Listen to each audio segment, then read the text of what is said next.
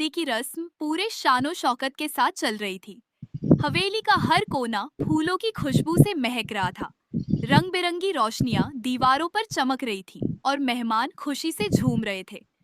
ढोलक की थाप पर गीत गूंज रहे थे और हर कोई इस रस्म को यादगार बनाने में लगा हुआ था। तेजू अपने हाथों में लगी मेहंदी को देखकर बार बार मुस्कुरा रही थी, क्योंकि उसे लग रहा था कि अब उसकी मंजिल बस कुछ कदम दूर है। लेकिन किस्मत ने उसके लिए कुछ और ही लिख रखा था। तभी रूहानी वहां पहुंची। उसकी सादगी और आत्मविश्वास ने सबका ध्यान अपनी ओर खींच लिया। जैसे ही वह आंगन में आई, कई लोगों की नजरें उसी पर टिक गईं। तेजू को यह बिल्कुल पसंद नहीं आया। उसने व्यंग्य भरे स्वर में रूहानी से पूछा कि आखिर वह इतनी सज धज कर क्यों आई है। रूहानी ने मुस्कुराकर जवाब दिया कि कुछ रिश्ते सजावट से नहीं बल्कि सच्चाई से चमकते हैं। उसकी यह बात सुनकर तेजू के चेहरे का रंग बदल गया और माहौल में हल्का तनाव फैल गया। इसी दौरान एक ऐसी घटना हुई जिसने पूरी रस्म का मेहंदी लगाने वाली महिला किसी कारणवश रूहानी के हाथ पर भी मेहंदी लगाने लगी। पहले तो किसी ने इस बात पर ध्यान नहीं दिया, लेकिन जब डिजाइन पूरा हुआ तो उसमें गुरु का नाम साफ दिखाई दे रहा था। यह देखकर चारों तरफ फुसफुसाहट शुरू हो गई। तेजू का गुस्सा सातवें आसमान पर पहुंच गया। वह तेजी से आगे बढ़ी और रूहानी का हाथ पकड़ लिया। उसकी आंखों में जलन और नाराजगी साफ दिखाई दे रही थी। उसने तुरंत पानी का कटोरा उठाया और रूहानी की मेहंदी मिटाने की कोशिश करने लगी। वह बार बार कह रही थी कि गुरु सिर्फ उसका होने वाला पति है और किसी दूसरी औरत के हाथ में उसका नाम नहीं हो सकता। लेकिन रूहानी ने दृढ़ता से अपना हाथ पीछे खींच लिया। उसकी आंखों में आंसू नहीं बल्कि आत्मसम्मान था। उसने सबके सामने कहा कि किसी नाम को मेहंदी से मिटाया जा सकता है, लेकिन दिल से नहीं।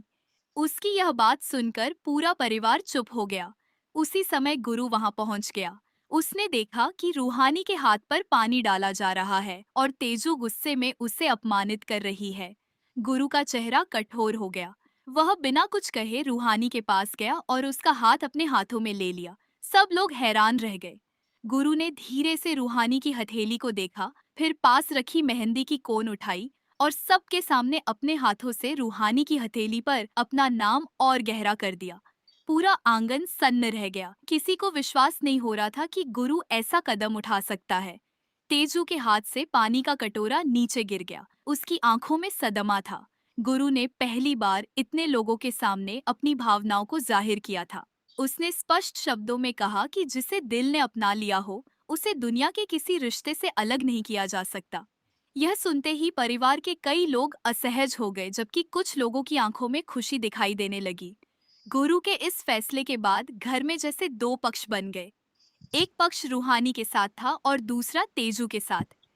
नागेश्वर चौधरी इस पूरे दृश्य को देखकर अंदर ही अंदर परेशान हो उठे। उन्हें डर था कि वर्षों से बनाई गई उनकी योजना अब टूट सकती है। उन्होंने कई बार कोशिश की थी कि गुरु और रूहानी के बीच दूरी आ जाए, लेकिन हर बार कोई न कोई सच सामने आ जाता था। दूसरी तरफ तेजू खुद को अपमानित महसूस कर रही थी। उसे लग रहा था कि उसके सारे सपने उसकी आंखों के सामने बिखर रहे हैं। वह कमरे में जाकर फूट फूट कर रोने लगी। पहली बार उसे महसूस हुआ कि किसी को पाने और किसी के दिल